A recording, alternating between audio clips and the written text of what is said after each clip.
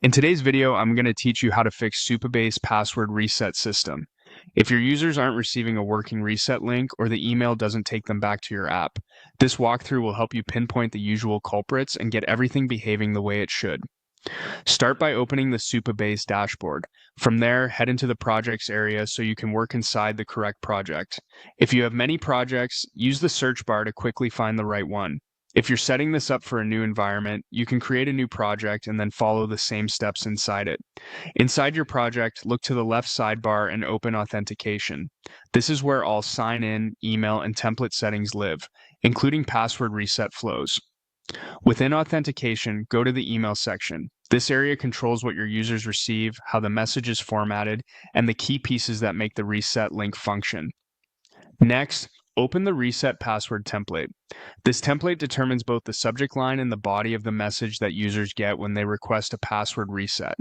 In the subject line, keep it clear and recognizable so users know it's a legitimate email from your app. A concise subject helps avoid confusion and improves open rates. Now focus on the body of the email. The most important detail is that the template must include the confirmation URL placeholder. Supabase replaces that placeholder with a secure, time-limited link unique to each request. If this placeholder is missing, renamed, or wrapped incorrectly, the email will go out without a valid link, and users won't be able to reset their password.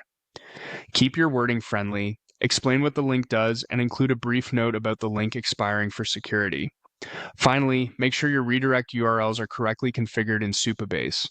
The reset flow hands users back to your application through those URLs, so they must match the domain and path where your app handles the reset.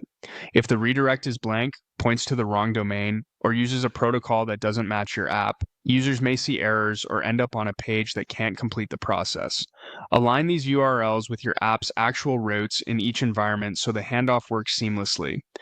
With those checks in place, the correct project, authentication email settings, the reset password template using confirmation URL, and valid redirect URLs, your password reset system should be reliable and user-friendly. That's the full fix. Thanks for watching, and I hope this helps you get your reset emails working smoothly.